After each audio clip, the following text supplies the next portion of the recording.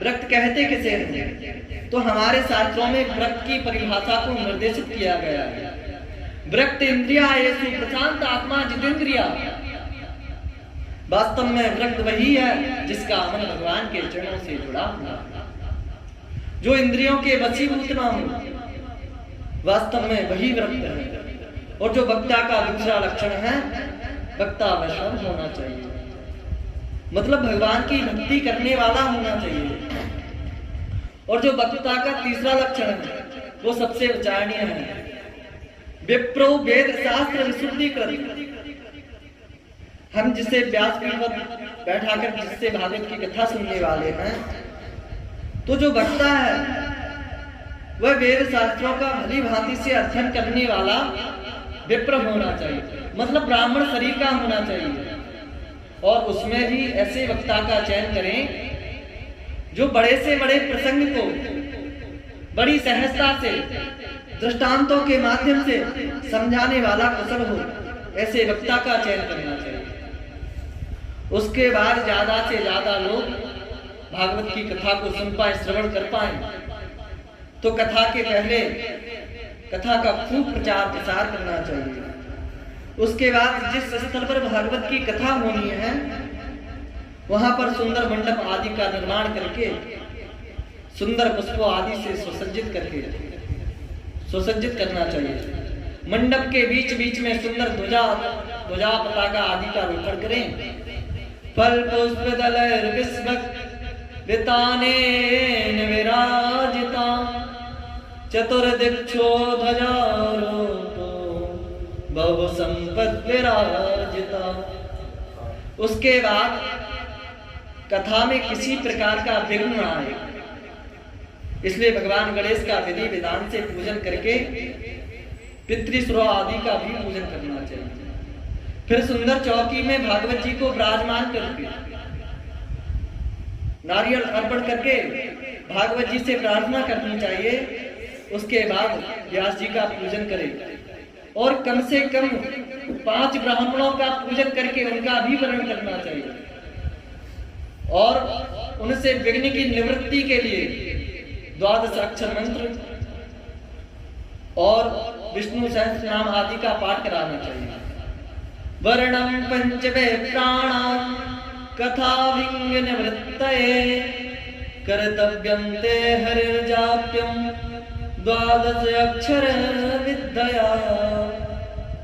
फिर श्रोता और वक्ता को प्रेम से बैठकर भागवत की कथा को श्रवण करना चाहिए और दोपहर में 2 घड़ी का विश्राम करके और उसके बाद पुनः सूर्यास्त पर्यंत कथा का वाचन करें।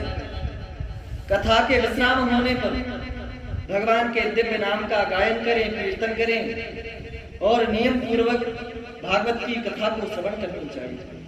श्रोता को चाहिए शुद्ध चित्त होकर संसार के प्रपंचों को त्याग कर दीनहीन भावना से भागवत की कथा को श्रवण करना चाहिए। और किसी के शरीर में अगर सामर्थ्य है तो घृत पानम पया पानम कर्तव्यम शृणुयात् सुखम। यदि शरीर में सामर्थ्य है तो केवल घृत पान करके अथवा गौदुग्ध पान करके भागवत की कथा को श्रवण करें। या फिर किसी के शरीर में सामर्थ्य नहीं है तो एक समय फलाहार करके और एक समय भोजन करते हुए प्रेम से भागवत की कथा को श्रवण करें। प्रयास यह करना चाहिए कि कथा सुनने में किसी भी प्रकार की शारीरिक परेशानी ना हो, तद अनुसार ही आहार करते हुए भागवत की कथा को श्रवण करें। भोजनम तो वरम मन्ये कथा श्रवण कारकम नोपवासो वरम प्रोक्ता कथा व्यग्न करो यदि। हम कोई भी हाल में पर ध्यान यह रखना चाहिए कि कथा के दौरान किसी भी प्रकार की कोई परेशानी ना आवे। और पत्ते की पत्तल में भोजन की सर्वश्रेष्ठ विधि बताई गई है, तो इस विधि का भी पालन करना चाहिए।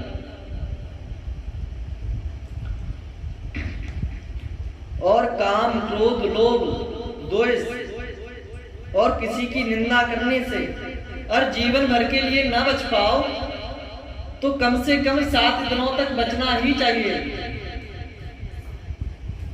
और कथा के मध्य में जो भी उत्सव आए उन उत्सवों को बड़ी धूमधाम से मनाना चाहिए।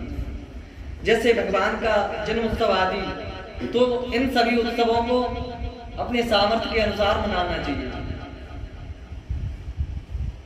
विशेषकर हमारी उन माताओं बहनों को जो संतानहीन है अथवा जिनका गर्भपात हो जाता है, तो ऐसी माताओं बहनों को नियम पूर्वक भगवान की कथा को श्रवण करना चाहिए। तो भगवान निश्चित ही उनके गर्भ की रक्षा और उन्हें संतान सुख प्राप्त होगा।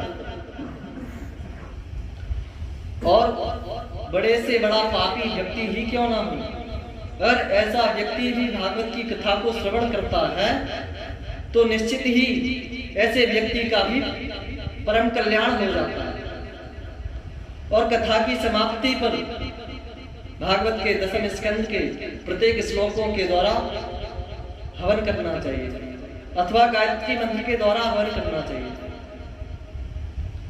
उसके बाद 12 ब्राह्मणों को बैठाकर प्रेम से भोजन कराएं, दान दक्षिणा देवें। फिर अपने सामर्थ्य के अनुसार ज्यादा से ज्यादा लोगों में प्रसादी वितरण करना चाहिए। और यदि सामर्थ्य है तो सोने के सिंहासन पे भागवत जी को प्रतिष्ठित करके वक्ता को दान में दे देना चाहिए। ऐसा भी विधान है। इससे